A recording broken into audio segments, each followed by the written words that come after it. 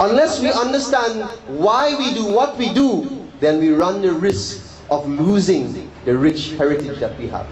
And today, my message is not about Indianness and Indian tradition. It is about values and principles and traditions as well.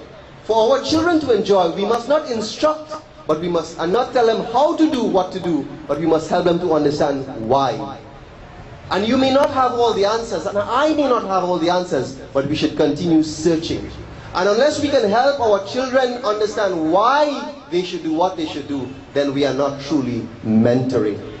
So first we are the model, and then we bring them on board and they work with us. They become part of doing what we do. That is mentoring, and help them understand why they do what they do. That is called mentoring. The third, it is to monitor. We first are the model. Second, what do we do? We mentor. And what is the third? We monitor.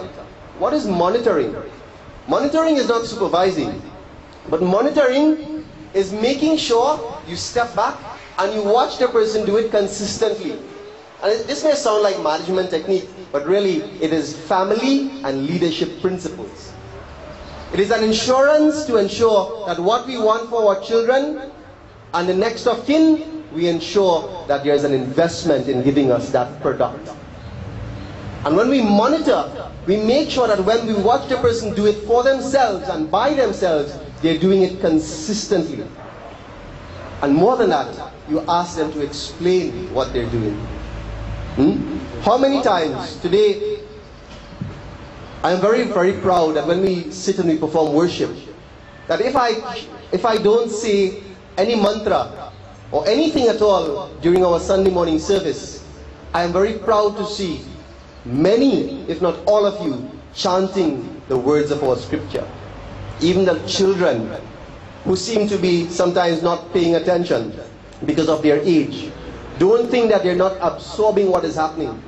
Because at some stage in their life, in the next year or two, you would hear them chanting without ever reading from a script, something absorbed into their psyche what they experienced here.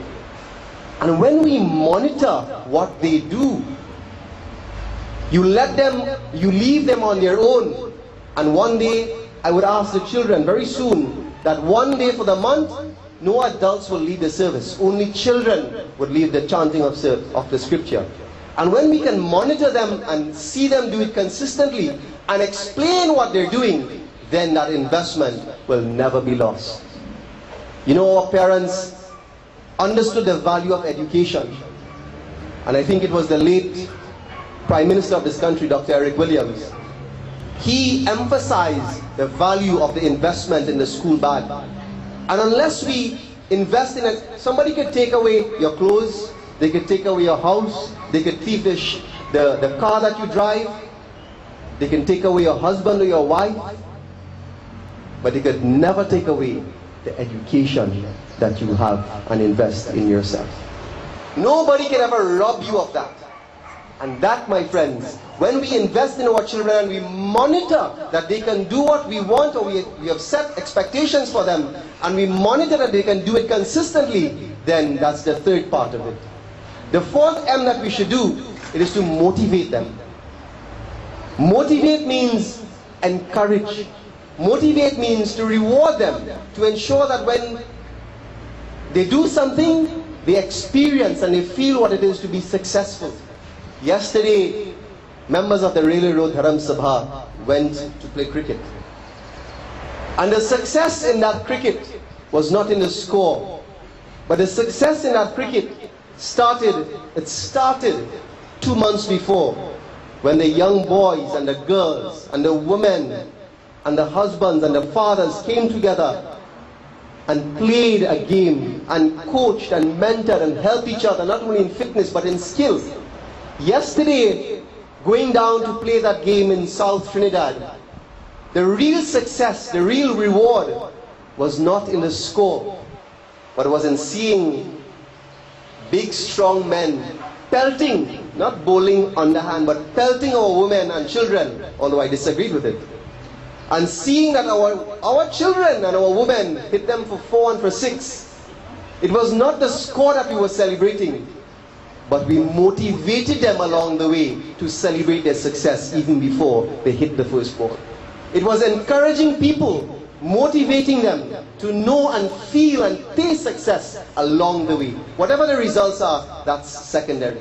And that's what I'm talking about. As a parent, as a leader, we need to motivate our children. We need to encourage them when they succeed and make sure that they taste success and reward them and say, child, don't be afraid to tell your children, I love you. Don't be afraid to hug your child. Don't be afraid to encourage your children when they experience small successes. We need to celebrate that as well. Not when they graduate with honors degree in university. Celebrate the success in our daily homework. Celebrate that with them. And when we can celebrate the small successes, we are motivating them to be successes in their life. So first we model, then we mentor, then we monitor, then we motivate, and then fifth, what do? We help them to multiply that. When you give someone something, it only multiplies when they give it. When you have something, it only multiplies when you give it. And that's the law of the universe. And understand, the fifth and final expectation of you as a people, my friends, is when you teach people to do something, walk away from them knowing that they understand that it is their responsibility to give it and give it freely. Whatever they receive, it is their responsibility to give it and to give it freely. My parents gave to me one expectation. They said, whatever I do for you, make sure you do for your children that and more. And grow up your children on the basis that whatever you give to them, let them know and try to live a life that they will give to their children more than you would have given to them. That is multiplication. It is not hoarding and keeping what we have done for our people, my child, for myself. But it is teaching my child and teaching the neighbor's child and teaching the extended neighbor's child and the family's child to learn and do for themselves and give to others. You see, my friends, once we model, we mentor, we monitor, we motivate, and we teach our children to multiply that and give it freely, then in the year 2173, my prayer is that someone will be saying that our parents, our grandparents and great-grandparents, and that would be you and I that they will be talking about, they would have done something well. They would have lived their traditions and they would have made an investment to ensure the survival of the arrival in 1845. Today, I leave you this very brief message. As a leader, which you all are, the greatness of your leadership, it is not in how many students that we can form and have, but in how many leaders we can create. Your leadership as a parent, your leadership as a teacher, your leadership as a minister, your leadership as a musician, your leadership as a dad, your leadership as a friend in need, is defined not by how much people need you and follow you, but your leadership is defined in how independent you can create another person to be, how much leadership you can invest in them, and how much leadership you can create in that person. So my friends, in the year 2011, let not that be the milestone to wonder and contemplate what happened in the last year, but let today be the day that we start thinking about the investment that we should be making in ourselves through our children. Gandhiji said it this way as I conclude: let me be the example that I want to see in this world. Let me be the example that I want to see in this world. Prem se bolo Sri Vrindavan Bihari Lal ki